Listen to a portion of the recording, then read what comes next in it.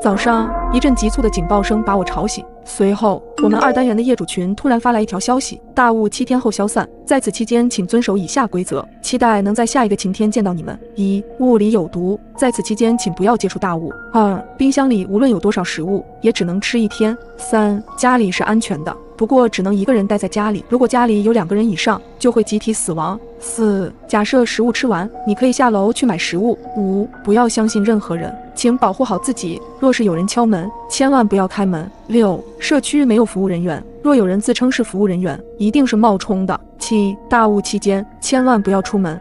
我撇了撇嘴，觉得有人在恶作剧，下意识地看了看发群消息的人，竟然是物业经理老陆。我还来不及询问，群里已经有人先开了口，业主纷纷猜测是老陆的手机被盗，才会发这种无聊的消息。直到一张照片被发到群里，群瞬间炸开了锅，一个女人面色发青地倒在地上，嘴角泛出粉红色泡沫。我吓得一个机灵，赶紧在群里询问这是怎么回事。我女朋友不相信，打开窗户把脑袋探出去，就变成了这个模样。这也太可怕了，我们该怎么办？是不是遵守规则就可以活过7天？不一定，规则里有很多矛盾的地方。我的消息一发出去，群里陷入了死一般的寂静，大家都在认真地分析着规则。马吉小区不是单身公寓，像我这样独居的住户并不多，冰箱里的食物只能吃1天，不让出门却允许去购买食物，难道这些规则有真有假？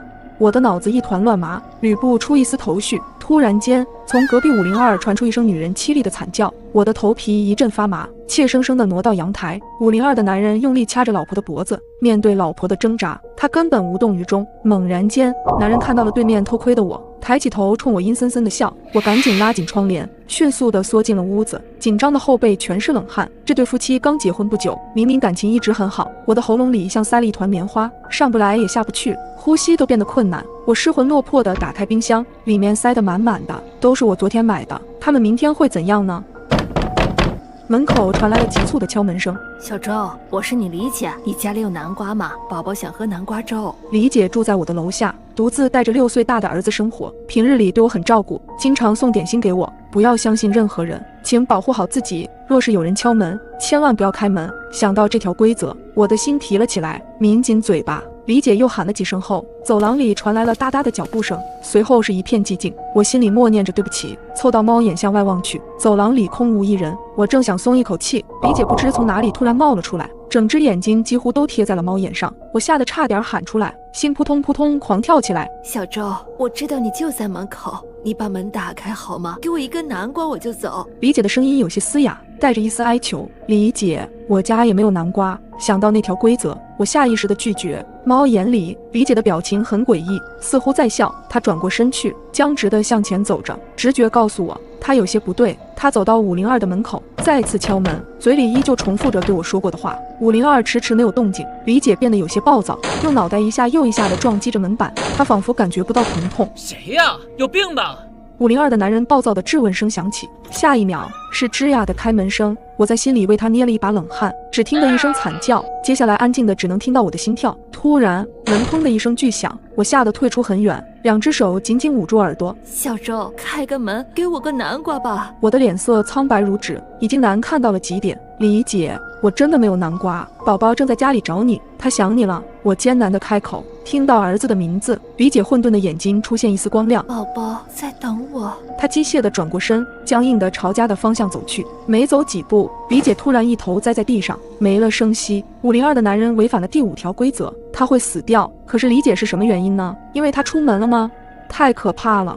眼泪不受控制地从我的眼睛里流出来。好不容易熬过了中午，可我一点胃口也没有。为了让自己保持充足的体力，我还是决定熬点粥。打开冰箱后，我有些发愣，早晨还很新鲜的蔬菜竟然发蔫了，水果上还长了斑斑点点。我颤抖着拍下这些画面，发到了业主群，随即有很多人响应了我。我家的也是，我家冷藏的肉竟然有些发黑了。你们听说过生大米长斑点的吗？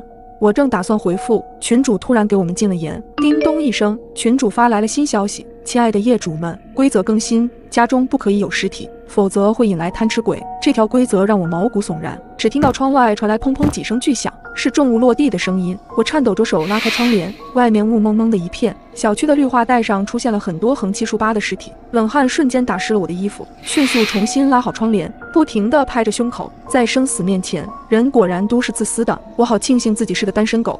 粥在锅里翻滚时，门外又传来了响动。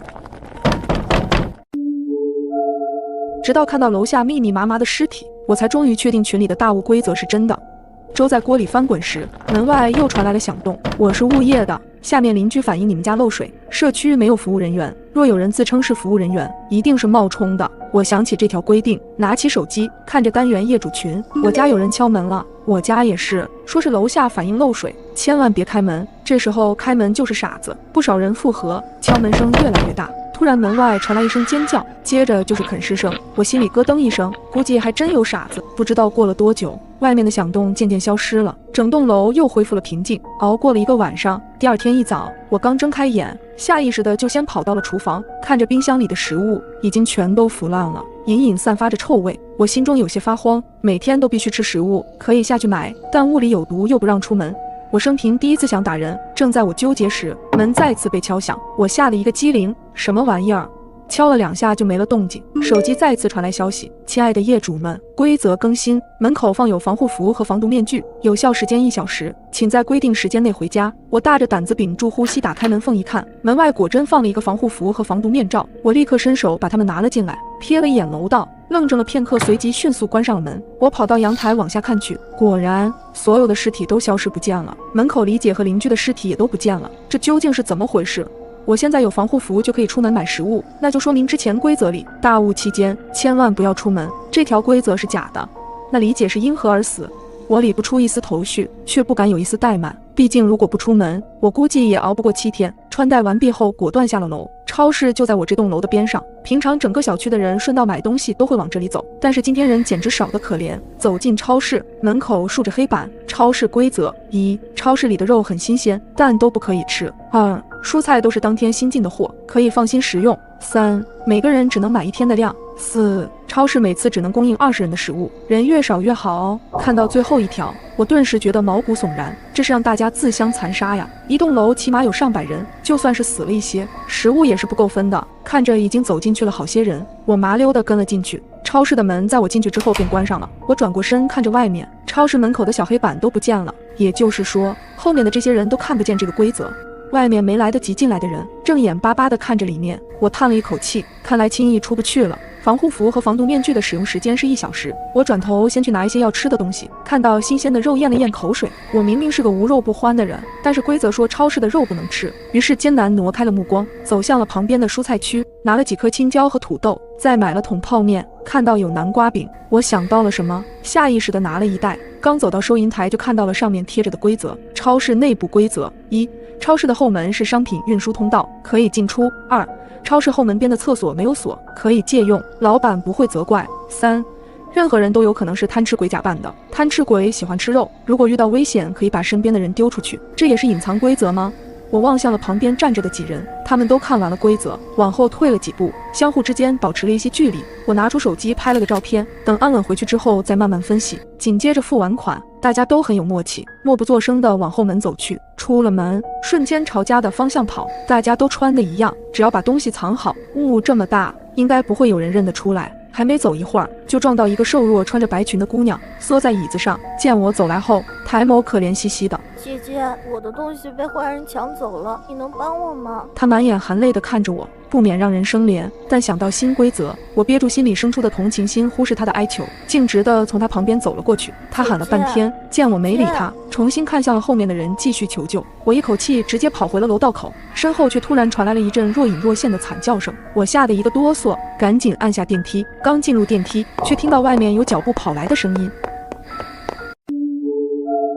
脚步声越来越近，我戒备地看着电梯口，在电梯门关上的前一刻，一个穿着缩小版防护服的身影出现在我面前，是李姐的儿子宝宝。他睁着无邪的大眼睛，怯生生地看着我。小周阿姨，你看到我妈妈了吗？我回想起李姐在我家门口发生的事情，心中不免有一丝愧疚。我咬了咬嘴唇，将南瓜饼递给她。乖乖回家，妈妈去给你买玩具了。他让你在家等他，不要给任何人开门。那万一是妈妈敲门呢？宝宝突然伸手拉住了我的衣袖，我吓了一个寒噤，想到了贪吃鬼有可能会伪装成任何人，猛地将胳膊抽了出来。妈妈有钥匙的，会自己开门，你乖乖先回家啊。此时电梯门刚好打开，宝宝似乎没有看出我的防备，眉眼里含笑，冲我说了声谢谢后跑开了。我长舒了一口气后，又开始担心自己把食物分享给宝宝会不会违反哪条规则，然后一命呜呼。群里再次发来消息，可惜现在回应的人寥寥无几。亲爱的业主们，规则更新，家里也不一定安全，请提高警惕，因为贪吃鬼会假扮你的亲人，但他们害怕一切可以反光的东西。看着这条规则，我一脸莫名其妙，这和家里是安全的规则是相矛盾的，到底哪条规则是假的？我忧心忡忡地打开房门，一张熟悉又陌生的脸映入我的眼帘，我的心跳如同擂鼓一般。可我妈4年前已经出车祸走了。我做了你最爱的鸡公煲。妈妈咧嘴一笑，还是从前的模样。我踉跄着往后退了2步，惊恐地看着她。这丫头傻了吗？赶紧进来！妈妈说着扭头进了厨房。我僵硬地看着她在厨房里忙活，饭菜很快上了桌，是又焦又糊的味道。妈妈漆黑的眼孔注视着我，清白的脸上露出了僵硬的笑。我明知道她是贪吃鬼假扮的妈妈，但还是不自觉地红了眼眶。我有东西落在房间里。我猛地转过身，走向卧室，然后锁紧房门，眼泪一滴一滴地往下落。在我慢慢地恢复理智后，突然想到那2条矛盾的规则，那就说明家里是安全的，那条规则是假的。就在这时，门突然被一股很大的力道推开，他站在门口直勾勾地看着我。丫头，锅里的肉要凉了。冰冷的风从我脸上刮过，我瞬间清醒过来，拿起床头的镜子朝他照了过去。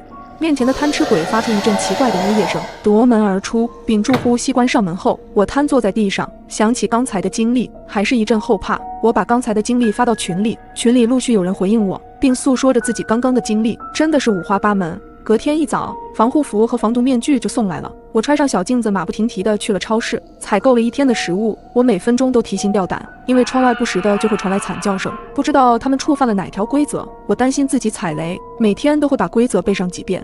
发现我给宝宝食物并没有违反规则后，我每次去超市都会带些他喜欢吃的食物回来，然后挂在他家的门把上，待我敲5下门后离开，他再开门拿。直到第4天，在我刚从超市出来时，脚底不知被什么东西绊了一下，摔倒在地上，怀中的食物也散落在地上，一时间周围多出了很多人，把食物都抢走了。我坐在地上十分无助，突然发现人心真的比贪吃鬼还可怕。业主们的心态渐渐崩了，开始有人在群里抱怨度日如年，期盼着第7天赶紧到来。看着他们的留言，我无奈的苦笑。终于熬到了第7天，业主群里发言的人越来越少。下午，我做好防护下了楼，一溜烟钻进了超市。买完东西刚准备结账时，耳边突然传来了一声惨叫。我顺着声音看去，还没等反应过来，有一双手直接把我推倒在一个男人脚下，怀里的镜子也摔碎了一地。我抬头望去，那个男人手里提着一大袋鲜肉，眼睛正直勾勾地盯着我。他是贪吃鬼。这个认知让我紧张的嗓子发干，手心里全是汗。任何人都有可能是贪吃鬼假扮的，贪吃鬼喜欢吃肉，如果遇到危险可以把身边的人丢出去。我震惊地看了一眼推我的人，他心虚地瞟了我一眼。面前的贪吃鬼一步步靠近我，周围的人也四散奔逃。我恐惧地向后挪，眼看着他离我越来越近。就在我以为自己即将死掉的时候，一只小手突然拉住了我。阿姨，跟我来。是宝宝。宝宝一路拉着我来到了超市后门边的厕所，然后果断地锁好门。门外传来疯狂的砸门声，我将宝宝用力搂在怀里。阿姨，不要害怕，他们进不来的。宝宝的这句话猛地让我想起了那条规则，超市后门边的厕所没有锁，可以借用，老板不会责怪。我惊讶地看着宝宝，他怎么会知道这条规则？阿姨，给你看个东西。宝宝起身把马桶盖费力地拿了下来，然后举到我的面前。马桶盖后面竟然写着一条新规则：超市厕所是除了家以外唯一可以居住的地方，厕所也是安全离开小区的唯一出路。宝宝，你怎么知道这个？我诧异的声音都在颤抖。其实我和妈妈已经玩过好多次这种游戏了，都是妈妈带我打败怪兽。提到妈妈，宝宝的眼睛沾满了泪水。看到孩子眼里的坚毅，我确定他没有说谎。我赶紧拿出手机，在业主群里发布了这条消息：我们有救了，赶紧来超市的厕所集合。我还把马桶盖上的规则拍了照片发进群里。群里很快有人回复了我：不要相信他，他在说谎，他想引我们过去。对，我亲眼看到贪吃鬼抓住了他。看着一条条质疑的消息，我的心里有些难过。门外依旧喧嚣，我捂住宝宝的耳朵，告诉他一切都会变好的。夜幕渐渐来临，我和宝宝又饿又困，在不知不觉间睡了过去。次日，我醒来时，身边围满了人，他们没戴防毒面罩，也没有穿防护服。一位消防员模样的叔叔问我们有没有哪里不舒服，我茫然地摇了摇头。你们俩真是福大命的。这话什么意思啊？消防员告诉我，昨晚麻吉小区2单元发生了特大火灾，除了我和宝宝，其他人都丧生火海。我满脸的不可置信，紧紧搂住了宝宝。我们真的活下来了吗？在他们确认我们与火灾无关之后，就放走了我们。我带着小宝租了个房子暂住。天气预报报道，7日后有大雾，请各位市民做好准备。我从没想过只是送个快递，险些把命给搭上。我是一名快递员，今天是我上岗第一天，负责的区域叫马吉小区。而奇怪的是，这个小区只有一栋大楼，小区保卫室门口挂着一张醒目的快递员守则，虽然已经泛黄，字迹却格外醒目。猛地看过去，透着几分诡异。一，马吉小区一共有6层，没有第7层。2，405住户是一个小女孩，她喜欢童谣，想要安全地离开她家，记得唱童谣给她听。3，502的孕妇是个奇葩，喜欢开玩笑，千万不要进她的家。4，601的老人患有老年痴呆，不要相信他说的话。5，快递员送快递时尽量不要发出声音，请保持安静。6，在楼道里碰见住户，不要主动和他搭讪，更不要收他的任何东西。我默念了几遍守则，打算认真遵守。这是我的第一份工作，我不想被投诉，更不想被炒鱿鱼。你就不好奇1至3楼需要遵守什么规则吗？低沉的声音猛地在我身后响起，吓得我一个机灵，猛地转过头去，面前是一位慈眉善目的光头大叔，他穿着一身灰色保安制服。你好啊，姑娘。他热情地给我打招呼。大叔你好。我冲他笑了笑。咱们这1到3楼被一个杀猪匠给买下来了，做了肉食品加工厂，工厂平时很忙，没时间收快递。保安解释说，大概是保安的话给了我心理暗示，我总觉得周围弥漫着一股血腥味。今天的快递是一部手机，收件人是6楼的孙广才。我拿着快递快步走进楼道里，楼道的光线很暗，我打开了手电筒，光亮下的楼道破烂不堪，扑面而来的是潮湿气息和腐烂的味道。这样的环境真的能住人吗？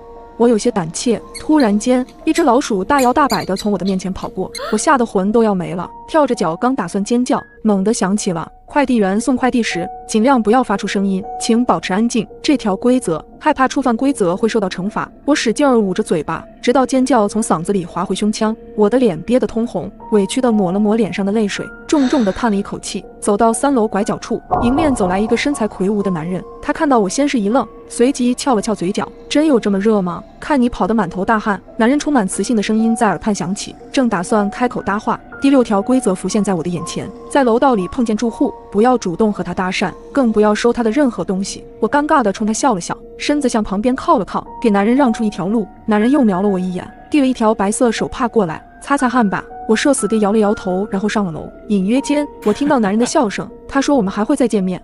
我一口气冲到了6楼，601的门口放着2袋垃圾，里面有纸尿裤，还有些剩菜剩饭。他家里有小孩子。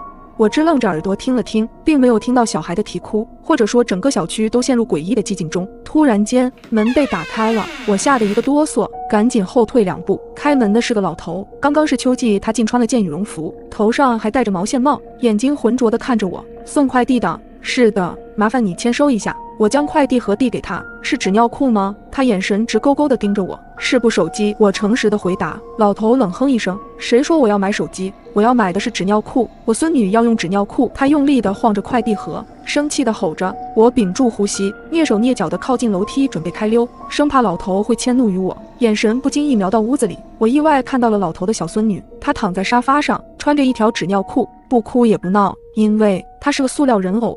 第4条规则说的果然没错，老头就是有老年痴呆，他的话不能相信。丫丫不哭，爷爷回来了。老头扭头进了屋，小心翼翼地抱起人偶娃娃。我终于看清了他的脸，隐约间他竟然冲我眨了眨眼，我吓得腿有些软，一个踉跄差点从楼梯栽下去。我终于走到了楼门口，外面淅淅沥沥地下起了小雨，小区地面湿哒哒的，我的脚下一滑，一屁股坐在地上沾了一手泥。我赶紧掏出纸巾擦擦，看到纸上泥水的颜色，我一下子傻眼了，竟然是殷红色，还带着甜腥味，这是什么鬼地方？本姑娘再也不来了。想到之前邪门的经历，我忍不住咒骂了一句：你说什么？我一回头，正对上保安阴郁的脸，他的神情严肃到恐怖，我有些害怕，下意识地舔了舔发干的唇。下一秒，他嘴角咧开，露出灿烂的微笑。你刚才的话可不能乱说。他把那把黑漆漆的伞举到我的面前，我一头雾水，他变脸怎么比翻书还快？给你看的好东西。保安快步走到保安室门口，将快递员守则翻了过来，背面写着：一旦成为马吉小区的快递员，不能中途反悔，除非公司倒闭或者死亡。我的眉头拧成了一个川字，心里飙了无数脏话。难道我的命就要撂在这里了吗？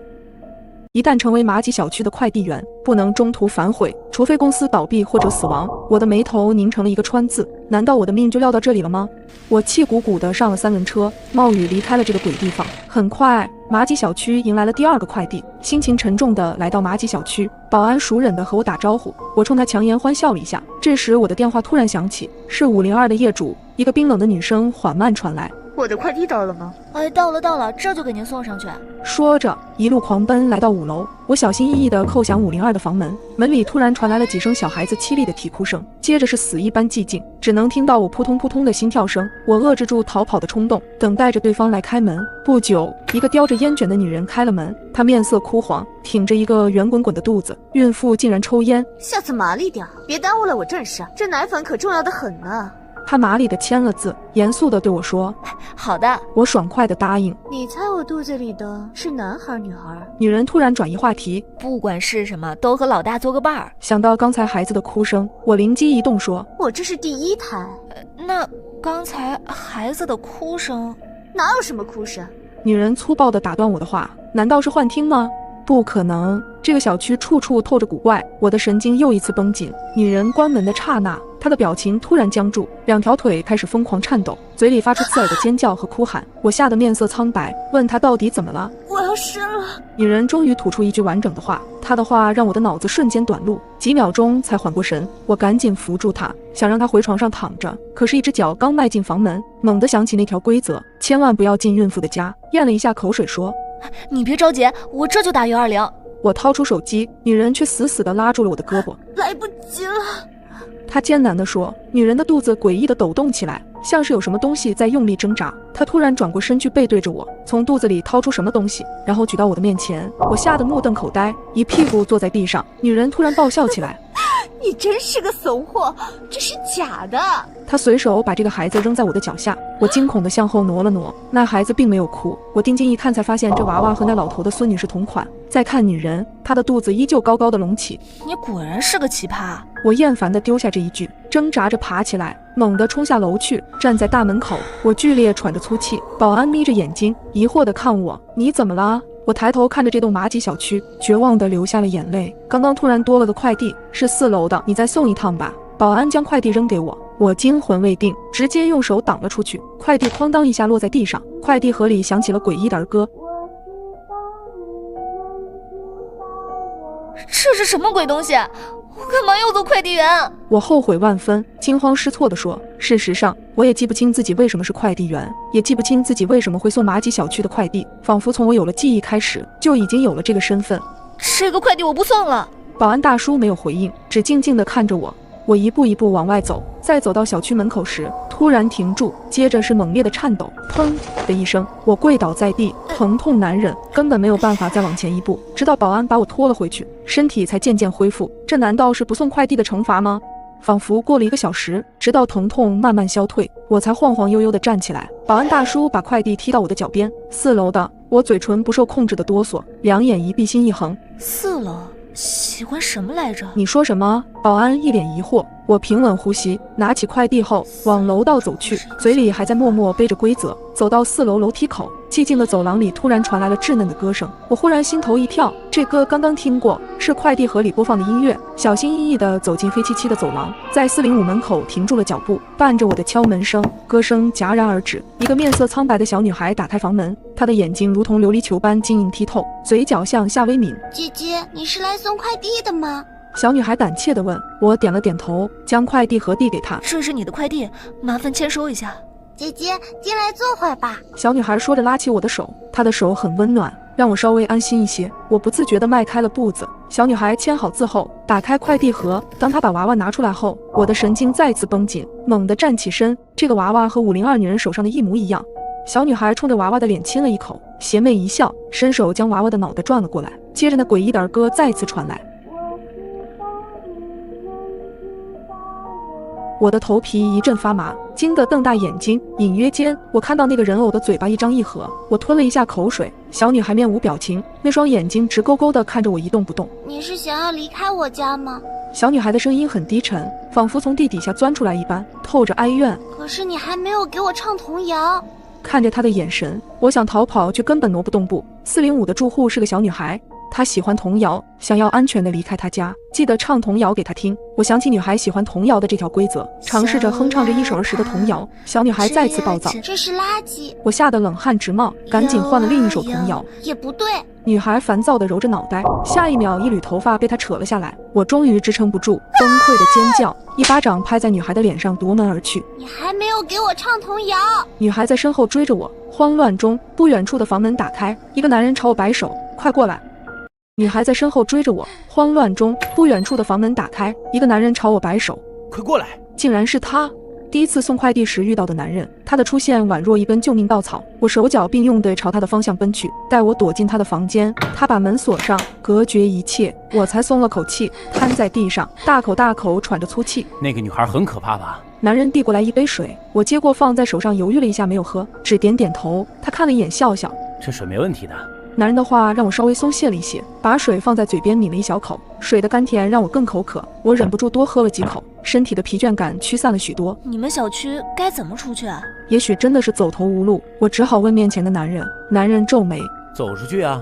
你是被那个女孩吓到的吧？别害怕，她很可怜的，她的妈妈住在5楼，生了她却不要她，还天天家暴，所以她就心理扭曲了。对了，你给我爸送手机了吗？男人笑容满面地拍了拍我肩膀，麻烦了，我爸的病时好时坏的。原来他是6楼那个老爷爷的儿子，我稍微松懈了一些，听着门外已经没有任何响动了，我摸了把脸叹气道，真是麻烦你了，我得走了。心想着我得赶快离开这个鬼地方，就算疼死在小区门口，我也不想再踏进来一步。刚站起身，我眼前突然天旋地转，眼皮沉重万分，最后的画面停留在男人诡谲地看着我笑。倒下的一瞬间，我蓦地想起那2条规则，快递员送快递时尽量不要发出声音，请保持安静，在楼道里碰见住户，不要主动和他搭讪，更不要收他的任何东西。我醒来时，周围黑漆漆的，头还晕乎乎的感觉，浑身酸痛，像是血液流畅不通一样。我想起身，却发现自己动弹不得，我竟然被男人用绳子捆在椅子上。这时房门被推开了，紧接着屋内一片光明。我眯起眼睛，看到男人笑着向我走来，他坐在我对面，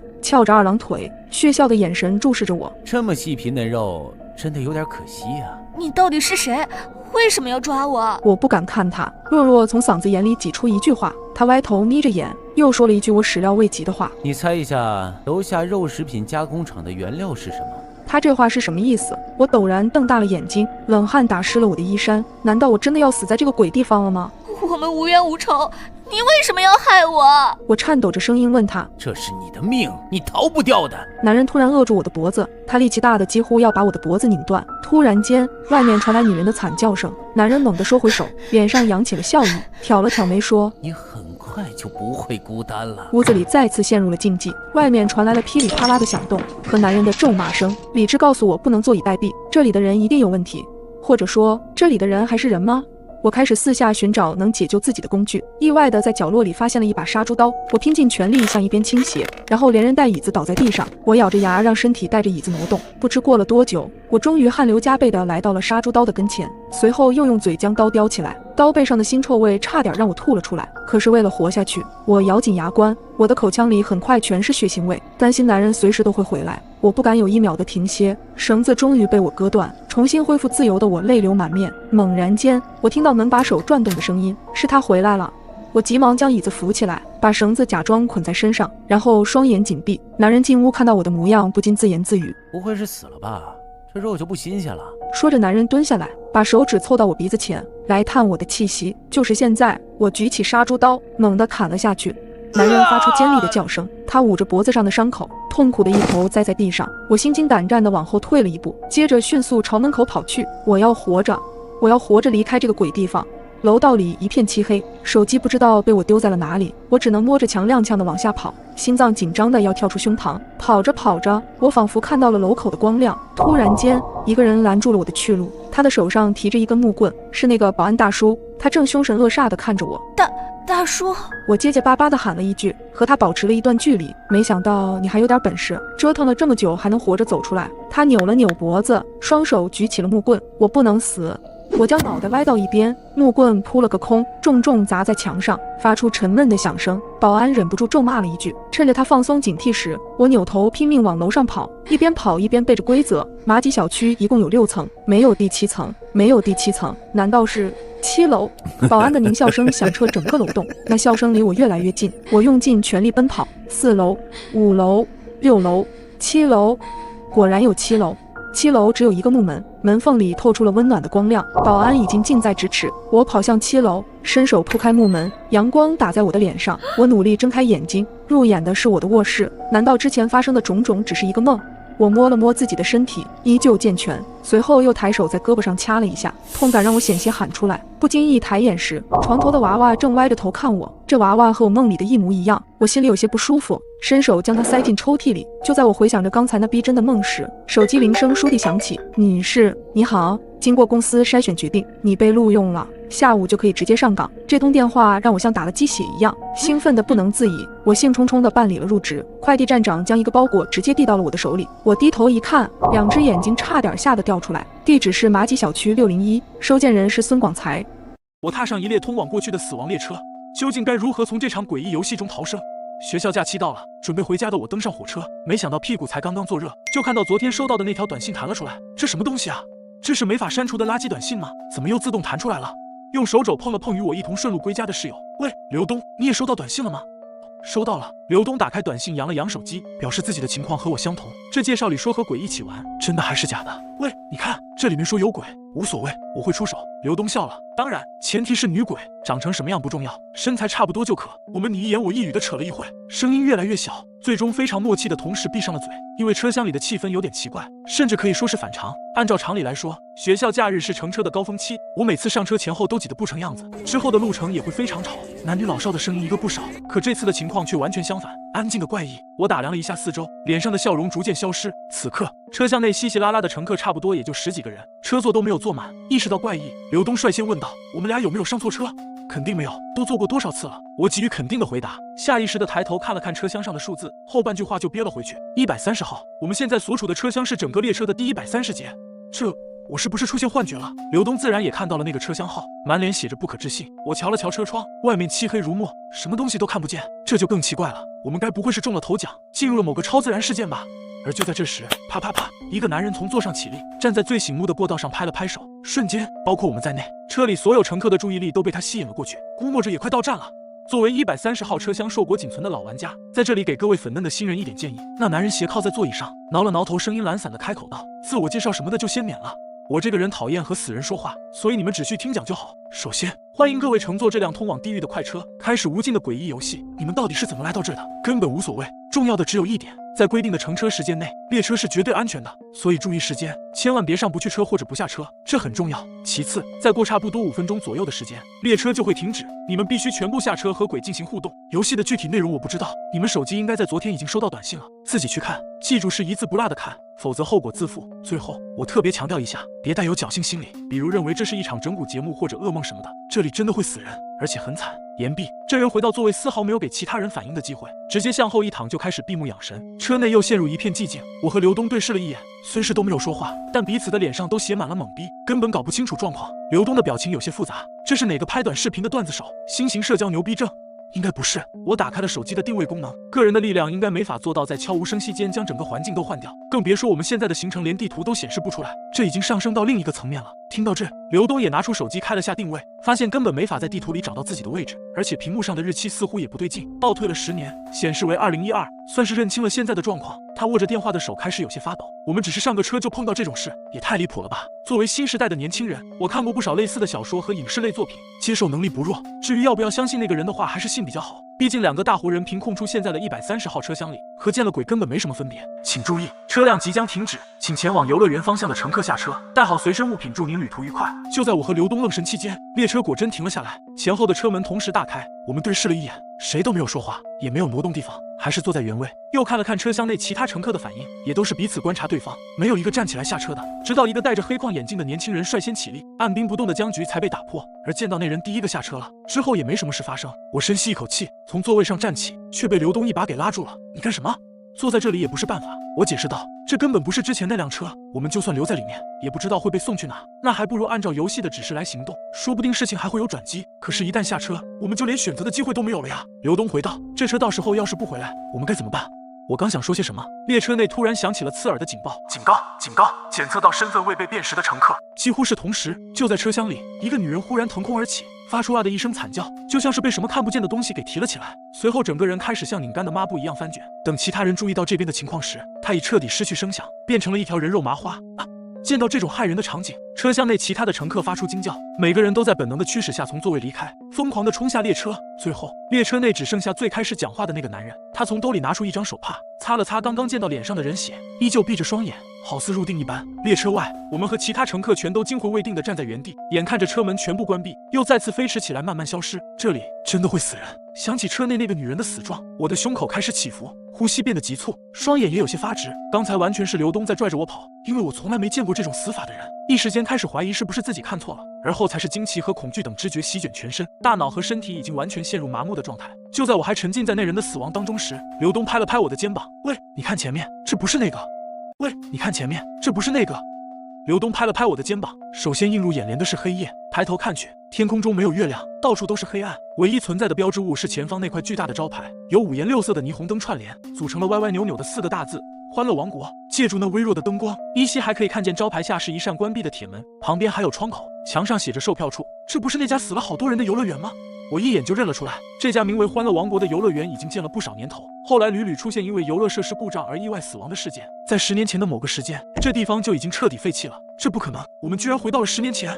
很快我意识到了什么，几分不可置信的拿起手机，上面的日期时间显示是2012年5月6日。这家游乐园早就不应该存在了，我们这些人居然回到了过去，回到了游乐园还存在的某一天。喂，星辰，我们该怎么办？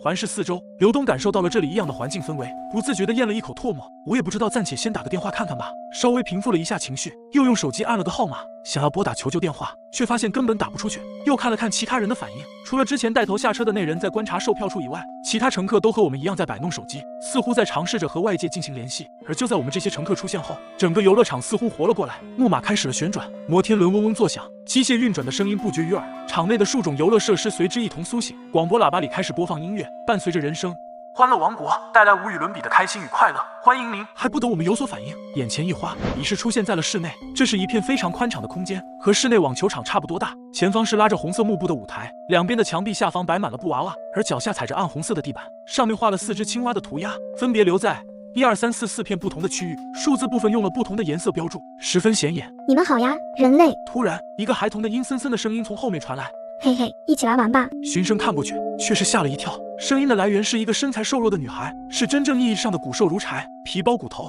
身上穿着脏兮兮的连衣裙。她的双眼是2粒纽扣，代替了眼珠的存在。鬼啊！见到她的尊容，人群中有几个胆子小的乘客当下腿就软了，一屁股坐在地上。一起来玩吧，我已经迫不及待了，赶紧开始吧。而那个女孩，或者说是鬼，僵硬的笑着，嘴边淌出的口水滴到了裙子上。我来告诉你们规则，然后大家一起玩啊。嘿，鬼擦了擦嘴边的口水，讲述了游戏内容。游戏的名称为抓青蛙，人类扮演青蛙，鬼来抓。共有3条游戏规则。规则1：整局游戏在限定的地界内进行，也就是4个画有青蛙图案的所在地，被称为池塘。所有青蛙都不允许离开由1、2、3、4组成的池塘区域。规则2：青蛙在鬼唱歌时可以进行跳跃。规则3：鬼每次只在一个地点内抓一只青蛙，猜猜他会选择哪个池塘？等他说完游戏的规则后，没有人感觉到一点童趣，反而是一股凉意涌上心头。我们现在是青蛙，那么被抓后会发生什么？还不等众人有所反应，鬼女孩的声调突然变高，似乎兴奋了起来。那我们现在就开始玩吧。嘿，是岸上的青蛙吗？她的歌喉沙哑，像是坏掉的收音机，唱着不明所以的句子。而就在第一个句子的尾音结束时，鬼女孩那2粒纽扣的眼睛一转，看向了我所在的方向。嘿嘿，我要抓青蛙啦！诡异列车居然将我们带入10年前的死亡游乐园，而游戏的第一关是抓青蛙，这是什么破游戏？我们该如何才能逃生？接上文，嘿嘿，我要抓青蛙啦！他笑得很开心，抬起那骨瘦如柴的双手，以一个谁都没有反应过来的速度抻掌，一把就抓住了刘东的肩膀。哎！看到那双抓住自己的手，刘东愣了一下，似乎还没意识到发生了什么。而后，鬼的脖子也像蛇一样甩出，悬在半空，嘴从2颊裂开，整张血盆大口如同黑洞，咔嚓一声就咬下了刘东的上半身，温热的鲜血四溅。这一切都发生在电光火石之间。等到众人反应过来时，鬼已经恢复了原状，用手抹了抹嘴，表情中带有几分嫌弃。好难吃啊，小青蛙。刘东，看着希月同学仅剩的下半身跪倒在地上，我发出了惊恐的大叫。而游戏并未因为一个人的死亡而停止，他又抹了抹嘴，脸上的笑容依旧。还是好饿呀，我们继续玩吧。嘿，这次所有人都见识到了青蛙被抓住的下场。某个距离刘东最近的人似乎疯了，空气中的血腥味已经让他失去理智，于是将刚才的规则忘到了九霄云外，脑中只有一个字，那就是逃。他开始狂奔，可就在他前脚踏出池塘的白线时，女孩的一双鬼手已至，将他抓住。同样的场景再次发生。好吃小青蛙，笑得非常开心，哈哈哈哈！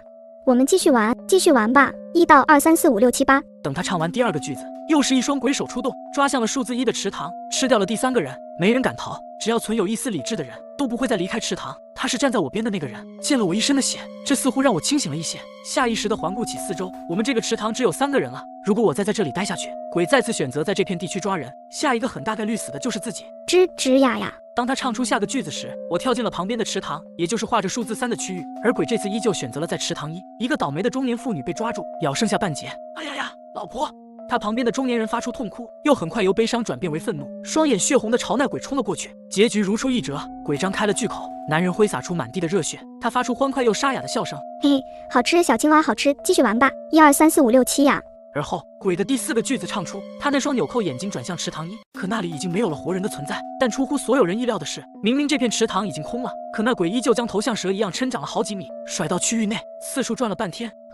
没有小青蛙了吗？没有找到猎物，鬼的头归复了原位，没再发出笑声，低声呓语着，似乎非常不快。好生气呀，再来吧。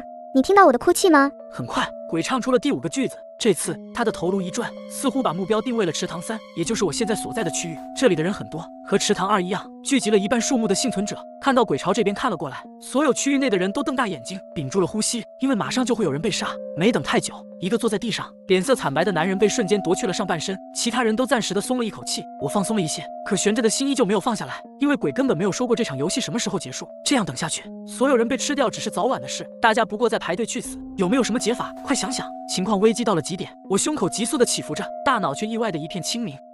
一定会存在解法的。列车上的那个人说过，和鬼互动而赢取点数，既然是赢，那么一定是建立在人可以活下来的基础上才能获胜。是什么？有什么方法可以战胜鬼？人类真的可以赢过这种东西吗？